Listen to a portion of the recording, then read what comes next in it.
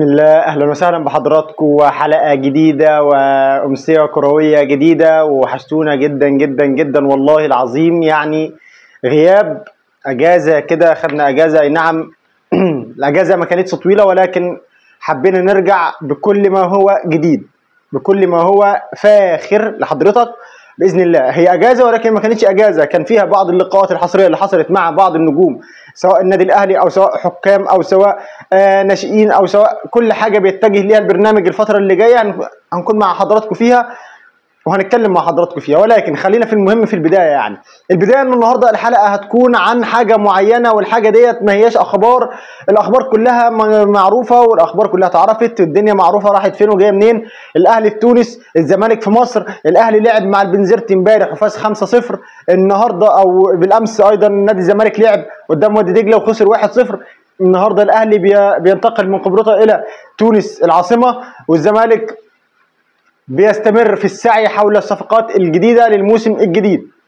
ولكن أنا هتكلم النهاردة معاكم بكل صراحة. يعني الموسم الجديد هيبدأ وإحنا بنقول يا هادي وبنسخن أهو. فحاجتين ثلاثة كده والله العظيم، يعني نفسي الموسم الجديد نبدأهم على النظافة شوية، علشان نقدر ناخد حاجة، لعبة نظيفة، لعبة نقدر نستفيد منها، لعبة إحنا كجمهور نتمتع بيها، لعبة كلاعيبة حتى تمتعنا إحنا، وكل المنظومه يبقى مستريحه كده واخده الريست بتاعها. ايه بقى الحاجتين الثلاثه دول؟ رقم واحد يا باشا، عندك التحكيم. ارجوك ارجوك لله يا شيخ، لله التحكيم يبقى متطور. مش هقول لك هات لي حكم من مش عارف من فين، وهات لي حكم من القاره القطبيه الشماليه الجنوبيه الاستراليه الافريقيه. لا، انا مش عايز اي حاجه من الحاجات دي.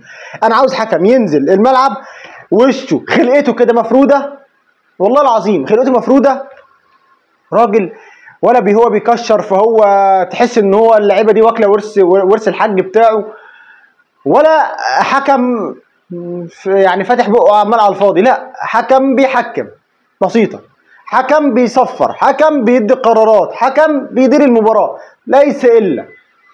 مش عاوزين ندخل في دايره اصل الحكم ده اهلاوي، اصل الحكم ده زملكاوي، اصل الحكم ده اسماعيلاوي. يا باشا مش عاوزين الحاجات دي كلها، والله احنا عاوزين، احنا شعب بنحب الكوره، فبناء عليه اديني امكانيات ومقومات اللي تخلينا نلعب كوره.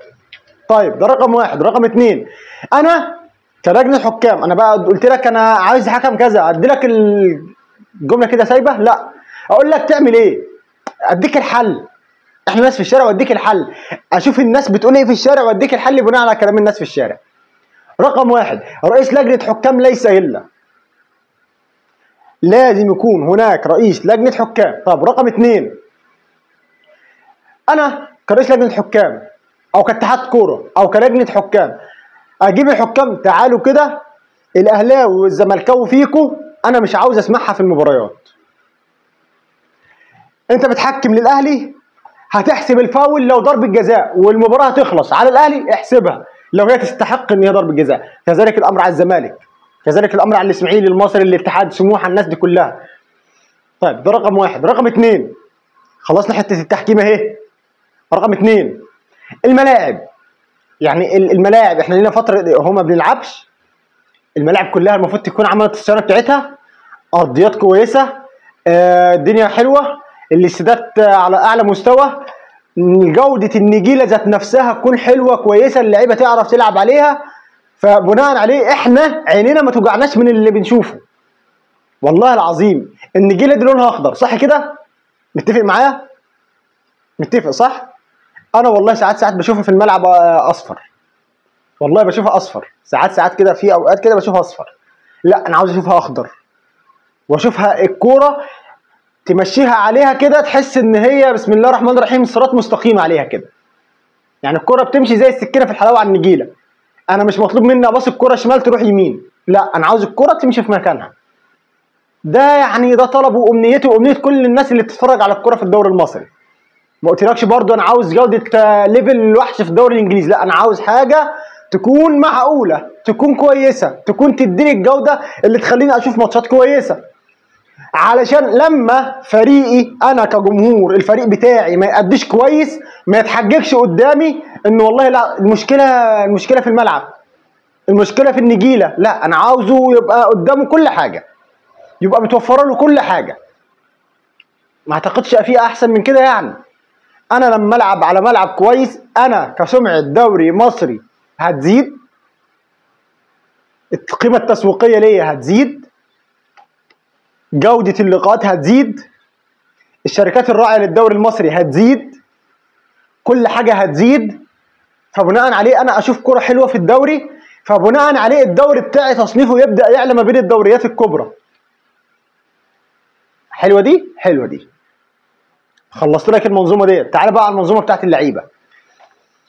ارجوك انت وغيرك من اللعيبه، ده اكل عيشك، ده اكل عيشك. متع الجمهور وبلاش الملاوعه. احنا عارفين اكتر ناس بتعرف تروج الدنيا اللعيبه. اصل المدير الفني، احنا عندنا عقده بتاعت احنا ما نجيبش اللوم على اللعيبه، لا المدير الفني هو اللي يمشي. المدير الفني هو يمشي. طب ما نحاسب اللعيبه، لا المدير الفني هو اللي يمشي. فبناء عليه حضرتك تحاسب اللعيبه. اللعيبه ديت انا مش عاوز والله، انا حاسس يعني ابتديت احس انه اللعيبه دي بتنزل موظفين، والله مش في نادي واحد، لا في كل الانديه، في كل الانديه بديت احس ان اللعيبه دي شويه موظفين بتنزل تلعب، وقت ما تزهق تقعد. بس انا بشوف الدوريات الاوروبيه والناس دي، الناس بتلعب علشان هي بتتمتع، علشان تمتع ناس، عشان دي ناس بتحب الكوره. فبناء عليه احنا كنا بنطالب بايه قبل كده؟ بنطالب انه ندي الناشئين، ندي الناس الصغيره. ليه ندي الناس الصغيره؟ لان الناس دي جعانه كوره، جعانه كوره، فعاوزه تلعب، عاوزه تمسك الكوره وتنزل الملعب وتشوف الجماهير وتشوف الناس دي. وهنيجي لحته الجماهير، الجماهير لازم تنزل، الجماهير لازم تدخل، الجماهير لازم يكون ليها دور. معلش ما ينفعش اكون بلعب واللاعب سامع صوت نفسه وهو بيجري، ما ينفعش، ما ينفعش. فين حماسه الكوره وفين شكل الكوره؟ الكوره اساسها جمهور، اساسها جمهور. جزء من القيمه اللي بتضاف للانديه ماديا من الجمهور. انا لما النادي الاسماعيلي مثلا يدخل لي الجمهور بتاعي بالساعه الكامله، انا مش هديه بيها الحل في الفلوس والناس دي، لا هيبقى ليا مصدر دخلي ثابت اللي هو الجمهور بتاعي. انا عارف ان هو جاي لي موجود، الدنيا حلوه. فيعني ارجوك يا باشا، ارجوك يعني الدنيا تتفتح كده والحياه تبقى لذيذه. واحنا عندنا القدره كوزاره داخليه، وعندنا القدره في شركه داسكارتي، والثقه الكامله في الاثنين. فيعني مش هقول لك الساعه الكامله، ولكن خليها نص ساعه، خليها نص ساعه. لو الملعب 50 خليه 25، ما مش مشكله، هنقدر والله العظيم هنقدر. يعني دي حلقتنا النهارده، باذن الله هيكون معانا يوم الاربعاء اللي جاي حلقه خاصه مع مروان ايهاب، المدير الفني لاكاديميه ايجلز الخاصه واكاديميه ايجلز للناشئين. باذن الله كونوا على الموعد، لانه حلقه ناريه وحلقه خاصه. استنوا. السلام عليكم.